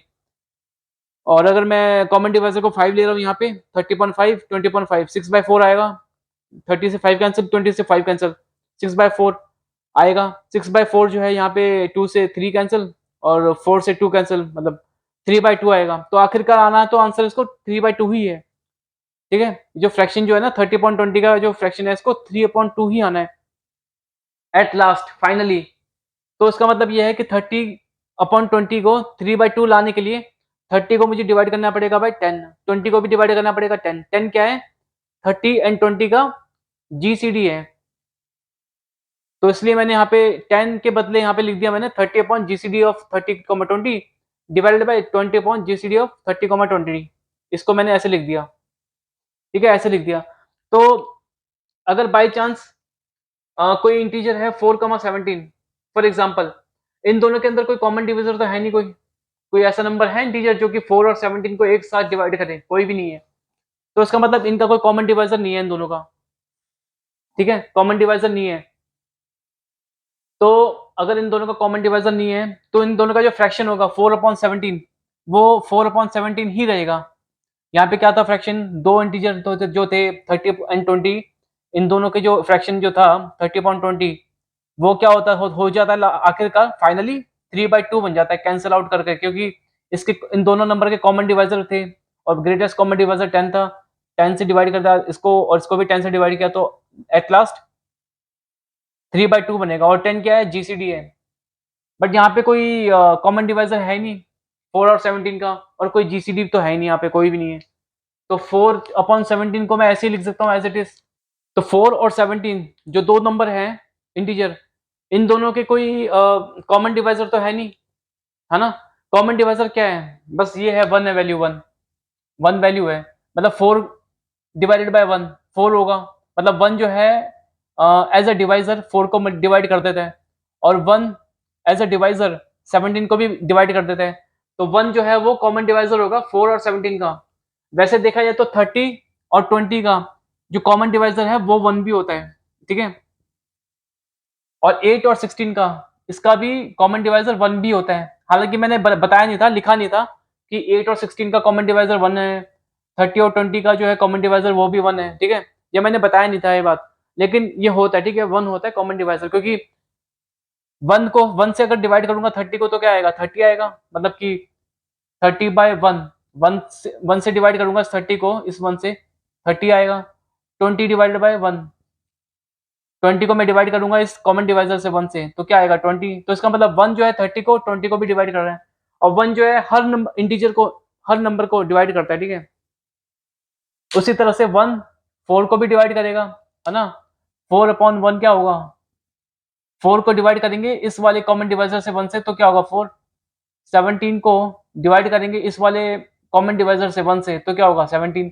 तो 1 एज अ कॉमन डिवाइजर 4 और 17 दोनों को डिवाइड कर देता है, ठीक है। तो 1 जो है कॉमन डिवाइजर होगा 4 और 17 का, तो 4 और 17 का सिर्फ एक ही कॉमन डिवाइजर है जो कि 1, ठीक है 1।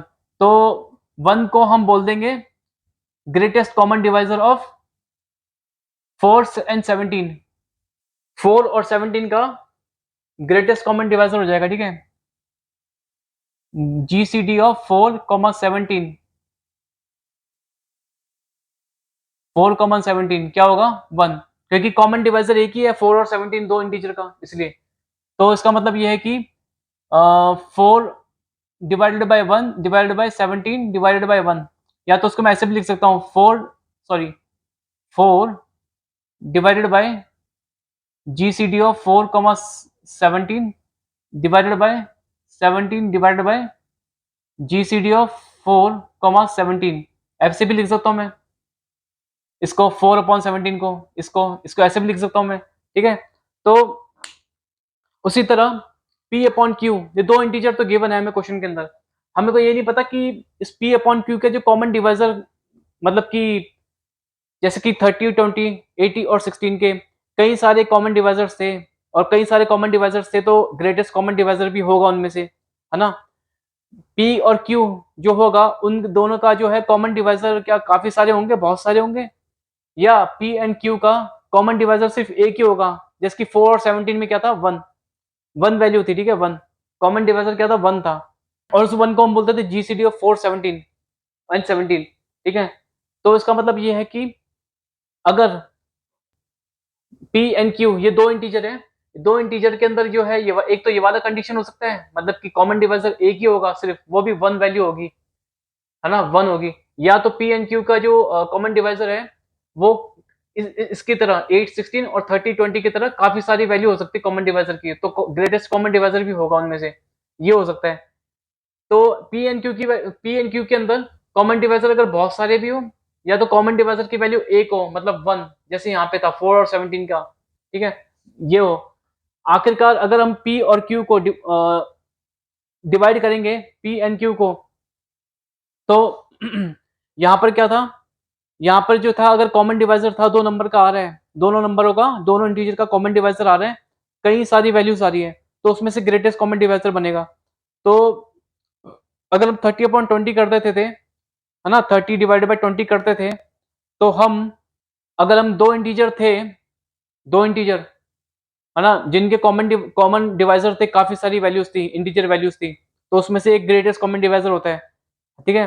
तो इसके जो फ्रैक्शन जो होता है दो नंबरों का, है ना, 30/20 यहाँ पे लिखा हुआ था मैंने, इसको हम लिख सकते हैं 30 divide by GCD of 30/32 20 divide by 20/30, ऐसे लिख सकते हैं इसके फ्रैक्शन को, ठीक है, इसके फ्रैक्शन को 30/20 के फ्रैक्शन को इसके। और अगर सिर्फ एक कॉमन डिवाइजर है जो कि 1 वैल्यू है, 4 और 17 दो इंटीजर नंबर्स की वैल्यू है, कॉमन डिवाइजर की 1 है सिर्फ, उस केस में भी हम 4/17, है ना, 4/17 के फ्रैक्शन को लिख सकते हैं 4 divided by GCD 4,17 divided by 17 divided by GCD 4,17, ऐसे लिख सकते हैं। तो कोई सा भी केस हो, ये वाला केस हो या ये वाला केस हो, अगर फ्रैक्शन में रिप्रेजेंट करना है P/Q को फ्रैक्शन में अगर मेरे को रिप्रेजेंट करना है, तो मैं ऐसे रिप्रेजेंट कर सकता हूँ P divided by GCD of P/Q divided by Q upon GCD of P, ठीक है। P और Q इसके सिर्फ एक वैल्यू हो इंटीजर कॉमन डिवाइजर की, है ना, जो कि 1 वैल्यू इसकी तरह, या तो P एंड Q की कॉमन डिवाइजर्स की बहुत सारी वैल्यूज हो, जैसे इसकी और इसकी थी, और इनकी कॉमन, ठीक है, इसकी थी, दोनों ही कंडीशन के अंदर ऐसी वैल्यूज हो कॉमन डिवाइजर्स की, या तो एक वैल्यू हो, सिंगल वैल्यू जो कि 1 हो इसकी P एंड Q की, तो P/Q का जो फ्रैक्शन होगा हमेशा हम जीसीडी में रिप्रेजेंट कर सकते हैं, ऐसे और ऐसे, क्योंकि जब दो नंबर की यहाँ पे 4 और 17 की एक वैल्यू थी सिर्फ कॉमन डिवाइजर की जो कि 1 थी, तो 4/17 जो फ्रैक्शन था उसको हम रिप्रेजेंट करते थे ऐसे। और अगर जैसे यहाँ पे 30 एंड 20 दो नंबर इंटीजर थे, इसके कॉमन डिवाइजर्स की वैल्यू बहुत सारी थी, तो 30/20 जो था यहाँ पे फ्रैक्शन को इस तरह से रिप्रेजेंट करते थे, ठीक है, ऐसे करते थे यहाँ पे और ऐसे करते थे यहाँ पे, दोनों ही कंडीशन में जो है एक्सप्रेशन जो है फ्रैक्शन का सेम आ रहा है, यहाँ पे जीसीडी है, यहाँ पे जीसीडी, यहाँ पर भी जीसीडी है, यहाँ पे भी जीसीडी है। तो उसी तरह से P एंड Q दो नंबर है, इंटीजर है, गिवन है क्वेश्चन में इंटीजर है, अगर इन दोनों के काफी सारे कॉमन डिवाइजर्स होंगे, है ना, काफी सारे कॉमन डिवाइजर्स होंगे इन दोनों के P एंड Q के, तो भी हम P/Q का जो फ्रैक्शन है उसको इस तरह से रिप्रेजेंट करेंगे जो कि हमने किया है ऐसे, ठीक है, इस तरह से इसी फॉर्म में। अगर पी एंड क्यू का सिर्फ एक सिंगल कॉमन डिवाइजर जो कि 1 है, जैसे यहाँ पे आया 1, तो ठीक उसी तरह जिस तरह से यहाँ पे 4/17 को यहाँ पे हमने रिप्रेजेंट किया ऐसे, तो इसी तरह की फॉर्म में हमने ये भी आ गया, ठीक है, ये भी इसी की फॉर्म में आ गया। तो इसका मतलब p डिवाइड बाय q, दो इंटीजर होंगे, उनके फ्रैक्शन को रिप्रेजेंट करना हो तो ऐसे हम रिप्रेजेंट कर सकते हैं, ठीक है। तो p and divide by q को हम ऐसे रिप्रेजेंट करेंगे। तो मैंने आपको बताया था कि पिछले क्वेश्चन का जो कॉन्सेप्ट है, ग्रेटेस्ट कॉमन डिवाइजर का जो कॉन्सेप्ट है, वो यहाँ पे यूज हो गया है, इस वाले क्वेश्चन में यूज हो गया है, ठीक है। अब हमको निकालना है क्या था वैसे, हमको निकालना था हमको निकालना है फंडामेंटल पीरियड। सबसे पहले फंडामेंटल पीरियड निकालते हैं हम, ठीक है, x of square bracket N का, क्योंकि x of square bracket N, ये जो x of N discrete time signal है, पीरियोडिक गिवन है, ठीक है, गिवन है, पीरियोडिक है।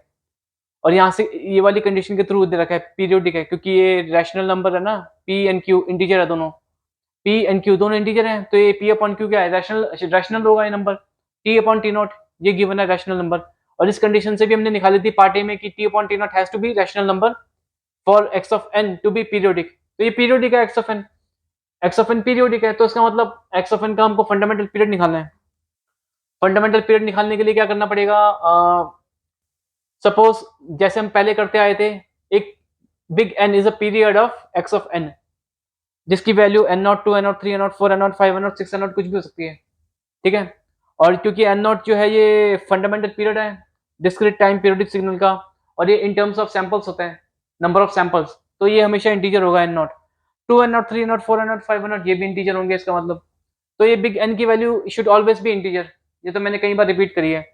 तो इसका मतलब ये जो एक्स ऑफ एन है, एक्स ऑफ एन को मैं लिख सकता हूँ x of N plus big N. तो एक्स ऑफ एन क्या है, वो गिवन है ई टू द पावर जे, यहाँ पे थोड़ी जगह कम पड़ सकती है। एक्स ऑफ एन की वैल्यू क्या है, ई to the power J omega not an big T, इसको इक्वल क्या होना पड़ेगा, ये एक्स ऑफ एन ये है ना, ये एक्स ऑफ एन टी भी है, लेकिन एक्स ऑफ एन से रिप्रेजेंट करते हैं हम डिस्क्रीट टाइम सिग्नल ना, इसलिए ये वाला यूज करते हैं रिप्रेजेंटेशन फंक्शन का। तो ये इसका इक्वेशन क्या है एक्स ऑफ एन का, ये भी है, इसका भी इक्वेशन ये भी है, ठीक है, बताया है पहले मैंने आपको। तो जहाँ पे एन है वहां पे हमको लिखना पड़ेगा एन प्लस बिग एन। तो यहाँ पे एन है, वहां पे एन प्लस बिग एन लिखना पड़ेगा इस एक्सप्रेशन के अंदर। तो क्या होगा, E to the power J omega not small N plus big N into big T. इसको मैं थोड़ा सा ब्राइटर लिख देता हूँ, ब्राइटर, ये हो जाएगा। अब जे ओमेगा नॉट टी को अंदर ब्रैकेट में मल्टीप्लाई कर दूंगा, और नीचे का जो बेस है पावर का वो अलग अलग कर दूंगा, E to the power J omega not an big T into by E to the power J omega not big N big T, ये हो जाएगा। ये जो E to the power J omega not big T था, इसको equal होना पड़ेगा इसके, इस वाले पार्ट के इक्वल होना पड़ेगा, है ना। तो उसके लिए क्या होना चाहिए, E to the power J omega not big N into big T, इसको क्या होना चाहिए था, हमने पहले भी देखा था, इसको क्या होना चाहिए था, इसको होना चाहिए था E to the power J omega not big N big T को होना चाहिए E to the power J 2 pi small M की वैल्यू क्या होती थी, बताया था मैंने आपको, 1 plus minus 1 plus minus 2 plus minus 3, ऐसे करते करते माइनस नहीं लेते हम, ठीक है, ये मैंने बताई थी आपको बात। तो प्लस 1 प्लस 2 प्लस 3 होती है, ठीक है, एम की वैल्यू, इंटीजर वैल्यू हो सकती है एम की, plus 1 plus 2 plus 3 plus 4 plus 5 plus 6 ये हो सकती है। ये क्या होगा, इसको मैं कैंसिल कर दूंगा, तो ये क्या बन जाएगा, omega not big N into big T is equal to 2 pi small m. Omega naught क्या है, 2 pi upon big T naught, 2 pi upon big T naught into by big N into big T is equal to 2 pi m. 2 pi से 2 pi cancel, ठीक है। Big N जो है, big N can be represented by t naught upon big T into by small m. Part B में क्या कहा था, क्या था, big T upon big T naught is equal to p upon q, तो t naught upon t क्या हो जाएगा, क्यू अपॉन पी, तो ये हो जाएगा q upon p into by m, q upon p, ठीक है, क्यू अपॉन पी। यहाँ पे मैंने लिखा था p और q, क्वेश्चन में गिवन था इंटीजर है दोनों, तो इन दोनों का फ्रैक्शन को मैं ऐसे रिप्रेजेंट कर सकता हूँ, ये मैंने बताया था मैंने, काफी अभी भी बताया था कि इस तरह से क्यों रिप्रेजेंट करते हैं हम, ठीक है। P अपॉन Q अगर ये है तो Q अपॉन P क्या होगा, इसका उल्टा कर दो, सिंपल है। N हो जाएगा Q अपॉन P, क्या हो जाएगा, ये हो जाएगा, ये बिग N क्या हो जाएगा, बिग N हो जाएगा Q divided by GCD of P comma Q divided by, नीचे P है, P divided by GCD of P comma Q। ये सारी जो टर्म है ये मल्टीप्लाई हो रही है M से, ये M से है ना, M से मल्टीप्लाई हो रही है। तो मैंने पहले भी कई बार आपको बताई ये बात कि बिग एन जो होता है वो हमेशा इंटीजर होता है, क्योंकि बिग एन जो होता है वो n naught, two N naught, three N naught, four N naught, five N naught, six N naught, value वैल्यू होती है। तो इंटीजर अगर ये होता है तो एम की क्या वैल्यू होनी चाहिए कि ये जो डिनोमिनेटर में जो है ये कैंसिल हो जाए, ठीक है, डिनोमिनेटर के अंदर जो है ये कैंसिल हो जाए, डिनोमिनेटर में P upon G C D P Q है, ये कैंसिल हो जाए। तो एम की क्या वैल्यू होनी चाहिए, एम की वैल्यू होनी चाहिए at m is equal to, m की सेम यही वैल्यू होनी चाहिए, ठीक है। एम की जो सबसे स्मॉलेस्ट वैल्यू होगी, सबसे स्मॉलेस्ट वैल्यू जो होगी एम की वो यही होगी, ठीक है। डिनोमिनेटर की जो वैल्यू है ये p upon G C D by p q, क्योंकि अगर एम की वैल्यू ये हो जाएगी तो ये कैंसिल हो जाएगा एम से, और ये एन जो है बिग एन ये इंटीजर आ जाएगा। At m is equal to p upon G C D P comma Q, ठीक है, big N is equal to q upon G C D of p comma Q, ठीक है, ये आ जाएगा। अब आप कहेंगे कि ये तो फ्रैक्शन में आ रहा है बिग एन की वैल्यू, मतलब न्यूमिनेटर में है क्यू, डिनोमिनेटर में है GCD of p comma Q, but आपने तो कहा था कि बिग एन की जो वैल्यू है should always be integer, big N की जो वैल्यू हमेशा इंटीजर होनी चाहिए, बट यहाँ पे तो फ्रैक्शन में आ रही है। बट ऐसा नहीं है, ये जो q divided by GCD of P Q है ना, ये क्या है, GCD greatest common divisor, greatest common divisor मतलब कि जो p और q दोनों को एक साथ डिवाइड कर दे, तो इसका मतलब ये जो नंबर है ये q को भी तो डिवाइड करेगा, है ना, q को भी डिवाइड करेगा ये जो जीसीडी ऑफ पी क्यू है। तो इसका मतलब ये जो नंबर है जीसीडी ऑफ पी क्यू, ये जो कोई इंटीजर वैल्यू होगी, ये इंटीजर वैल्यू क्यू को भी डिवाइड करेगी, जब क्यू को डिवाइड करेगी तो इंटीजर वैल्यू ही आना चाहिए, तो इंटीजर आएगा फिर इसका मतलब, ठीक है, इंटीजर आएगा।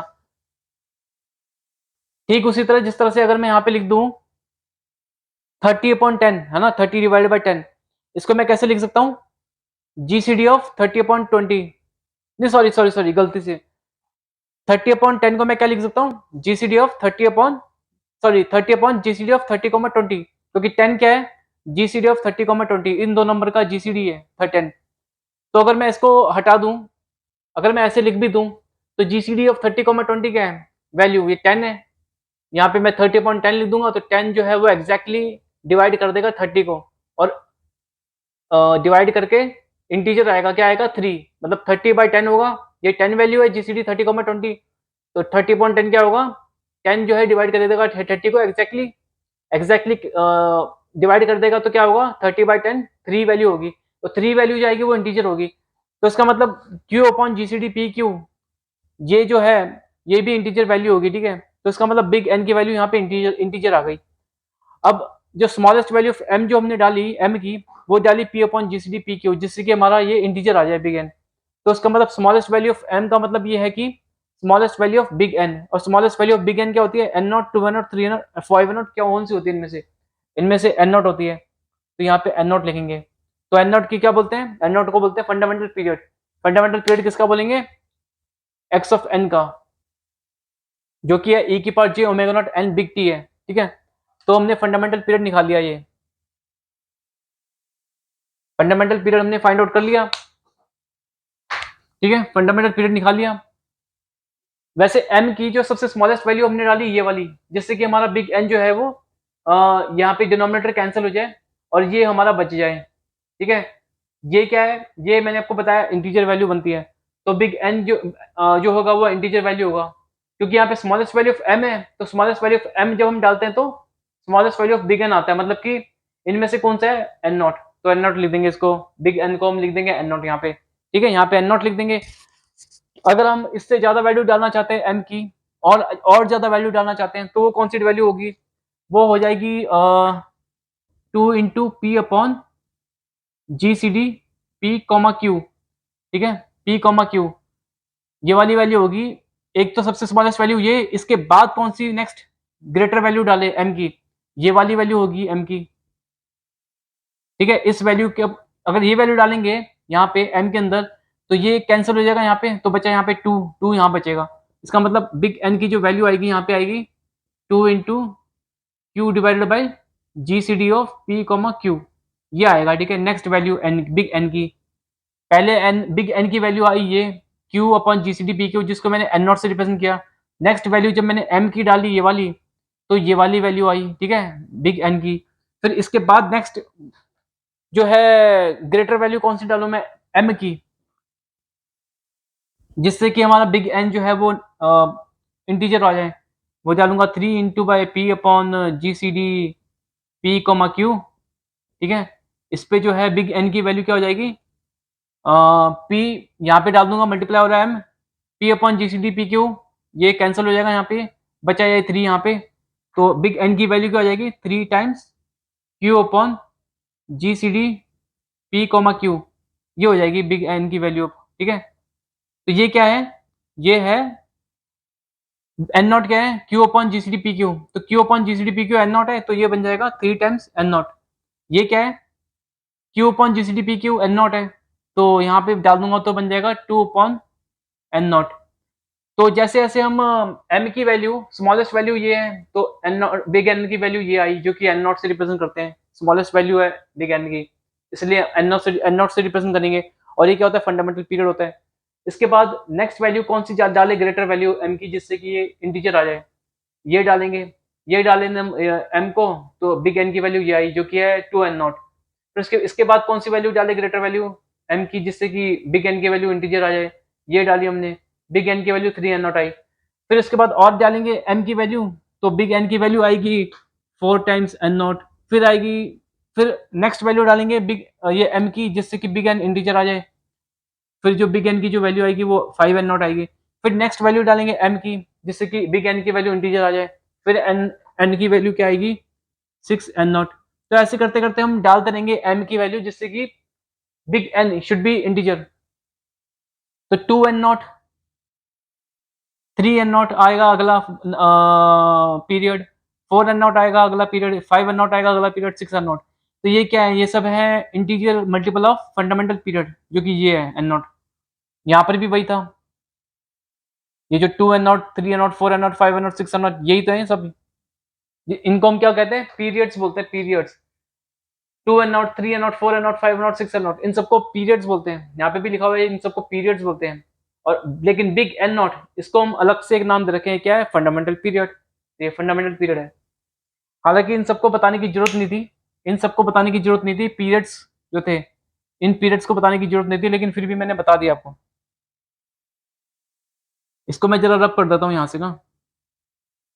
क्वेश्चन में हमको क्या पूछा है? फंडामेंटल फ्रीक्वेंसी पूछा है ना? Fundamental frequency X of N का in terms of omega naught T और omega not big T.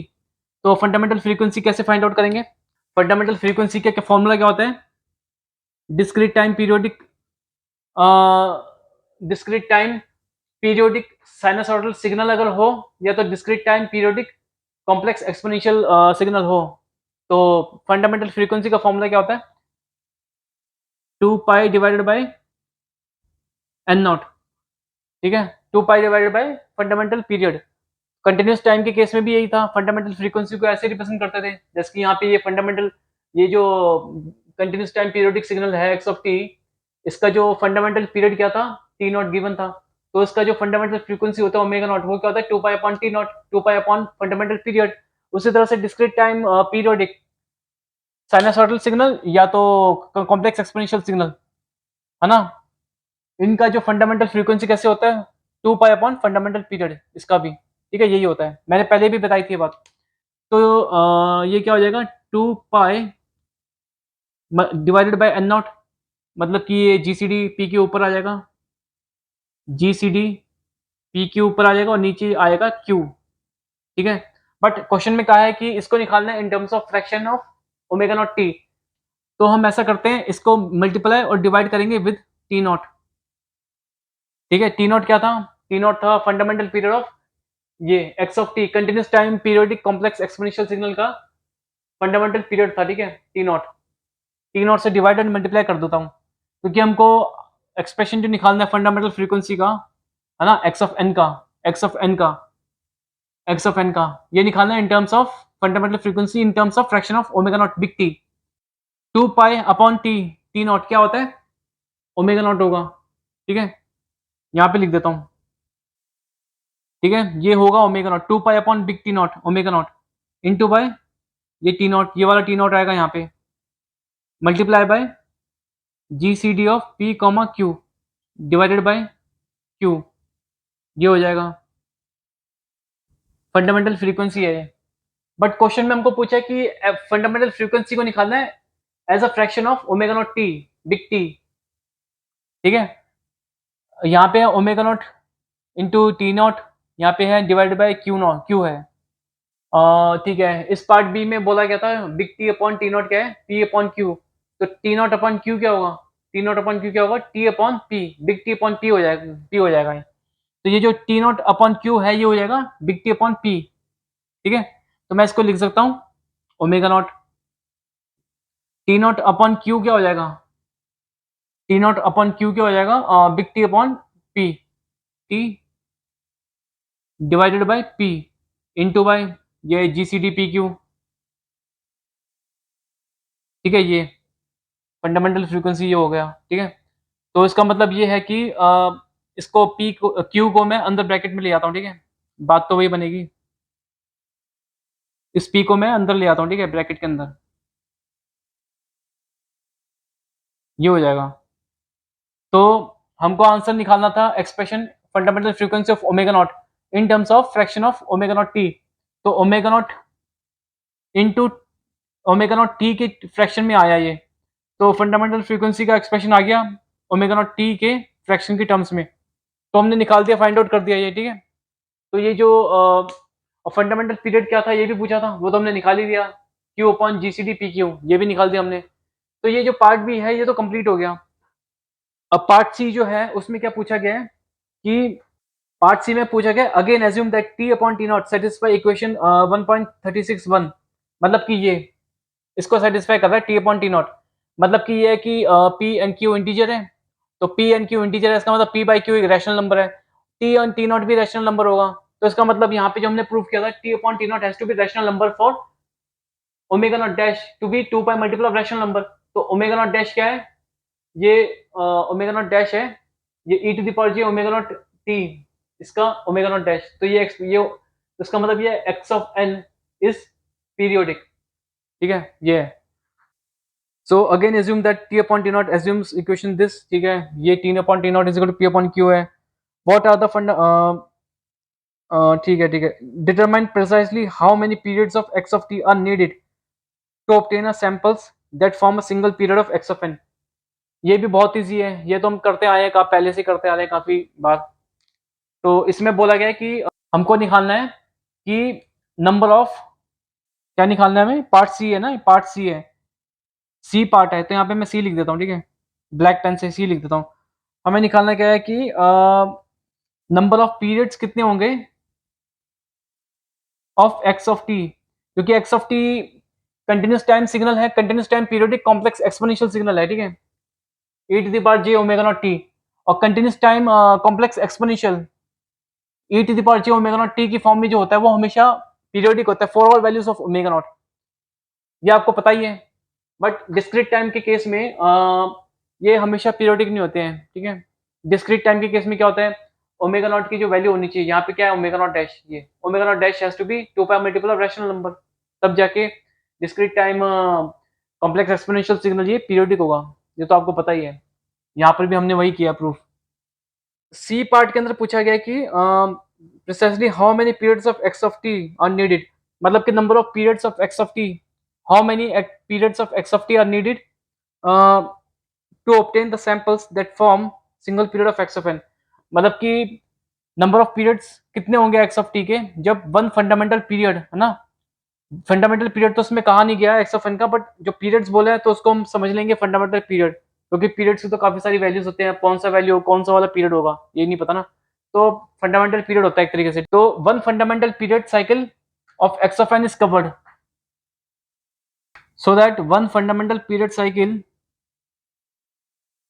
of x of n complete। Fundamental period क्या बोलते हैं हम, एन नॉट बोलते हैं, डिस्क्रीट टाइम पीरियोडिक सिग्नल क्या, फंडामेंटल पीरियड। तो यही है, क्वेश्चन में भी ये बोला कि determine precisely how many periods of x of T, number of मतलब कि how many periods of x of T मतलब number of periods of x of T कितने होंगे, are needed are needed to obtain samples that form a single period of x of n, क्योंकि x of n एक periodic signal है, तो x of N जो periodic signal है तो उसका फंडामेंटल पीरियड साइकिल बनेंगे उसके, तो वो एक फंडामेंटल पीरियड साइकिल जो है कंप्लीट होगा जब एक्स ऑफ एन का, तब एक्स ऑफ टी के कितने नंबर ऑफ पीरियड्स कंप्लीट होंगे, है ना, वो होगा। तो ये क्या होता है, हमने पहले बताई थी, जो यहाँ पे होता है पीरियड्स को हम एज्यूम कर लेते हैं big N, discrete time periodic signal का, discrete time periodic exponential signal या साइनसॉइडल सिग्नल, उसका पीरियड जो हम ये एज्यूम करते थे बिग एन, और यहाँ पे एम होता था, तो ये इस तरह से रिप्रेजेंट करते थे जैसे कि, तो एम क्या होता था, एम होता था सबसे स्मॉलेस्ट वैल्यू, ठीक है, यहाँ पे मैंने आपको बताया था ना पहले, ये बात ये लिखी हुई है अभी भी, स्मॉलेस्ट वैल्यू ऑफ एम, ये वाली स्मॉलेस्ट वैल्यू ऑफ एम क्या होता था, it represents number of cycles with fundamental period for x of t, so that one fundamental period cycle of x of n completes. यहाँ पर भी क्या पूछा है, number of periods of x of t, periods क्या है basically, वो fundamental fundamental periods है, ठीक है, फंडामेंटल पीरियड साइकिल। यहाँ पर भी, यहाँ पे फंडामेंटल पीरियड पूछ साइकिल बोला नहीं है, number of fundamental period cycle of x of T नहीं पूछा, यहाँ पे पीरियड्स बोल दिया। पीरियड्स भी इसके एक्स ऑफ टी के क्या क्या होते हैं, कंटिन्यूस टाइम पीरियोडिक सिग्नल के पीरियड्स क्या क्या होते हैं, 2t0, 3t0, 4t0, 5t0, 6t0 ऐसे होते हैं, integer multiple of fundamental period होते हैं, ठीक है। अब कौन सा पीरियड बोला है इसमें ये भी नहीं पता, तो इसलिए हम एक पीरियड ले लेते हैं जो कि फंडामेंटल पीरियड होता है। तो ये फंडामेंटल पीरियड वो कब बोला गया है, ठीक है, यहाँ पे नंबर ऑफ पीरियड्स का मतलब number of fundamental period cycles, cycles. उसी तरह से यहाँ पे भी, यहाँ पे इस क्वेश्चन में बोला गया था कि number of period, periods of x of N, तो पीरियड्स क्या होते हैं, 2n0, 3n0, 4n0, 5n0, कौन सी वैल्यू ले ये पता नहीं, इसलिए हम एक सिंगल वैल्यू लेते हैं जो कि फंडामेंटल पीरियड होता है एन नॉट, उसी को बोल देंगे यहाँ पे, तो ये एन नॉट है, ठीक है। तो इस तरह से number of fundamental period cycles of x of t, how many number of fundamental period cycles of x of t so that one fundamental period cycle of x of n complete। तो ये कैसे हम find out करेंगे, smallest value of m क्या होता था, ये वाला, इसके अंदर जो बिग n को हम रिप्रेजेंट करते थे पीरियड, जिसकी वैल्यू हो सकती है ये डिस्क्रीट टाइम पीरियोडिक सिग्नल के अंदर, यहाँ पे m आता था, तो ये m क्या रिप्रेजेंट करता था, स्मॉलेस्ट वैल्यू m ये रिप्रेजेंट करता था, smallest value of m represents number of cycles with fundamental period for x of t so that one fundamental period cycle of x of N complete. तो इसका मतलब यहाँ पे स्मॉलेस्ट वैल्यू ऑफ एम क्या है, इस वाले एक्स ऑफ एन के लिए, इस वाले x of n periodic discrete time periodic complex exponential के लिए स्मॉलेस्ट वैल्यू ऑफ एम क्या थी, जो हमने बिग एन इंटीजर आया था वो ये थी, है ना, यही थी ना। तो इसका मतलब हमको क्वेश्चन में क्या पूछा है, क्वेश्चन में पूछा है precisely how many periods of x of T are needed, तो how many periods of x of T are needed, तो वो यही होगा, ठीक है, ये P upon G C D P Q, जो इसकी वैल्यू आएगी, यही वैल्यू ये इंटीजर वैल्यू होगी, ठीक है, इंटीजर होगी, ये इंटीजर होगी, ठीक है, इंटीजर, इंटीजर कैसे होगी, है ना, इससे देख लो आप, सपोज 30 की वैल्यू P है, तो 30 upon G C D, 30 upon G C D, 30,20, तो ये हमेशा इंटीजर होगा, ठीक है, इसको भूल जाओ, 20 अपॉन जी सी डी, 30, 20 को भूल जाओ, इसको देखो बस, ये हमेशा इंटीजर होगा, तो ये भी हमेशा इंटीजर होगा, है ना, ये भी इंटीजर होगा, तो m की वैल्यू इंटीजर होगी हमेशा। और ये number of fundamental period cycles of x of T जो पूछा गया है कितने होंगे, ये भी इन टर्म्स ऑफ इंटीजर होती है भी, क्योंकि नंबर ऑफ साइकिल्स क्या होते हैं, इंटीजर ही तो होंगे वैल्यू।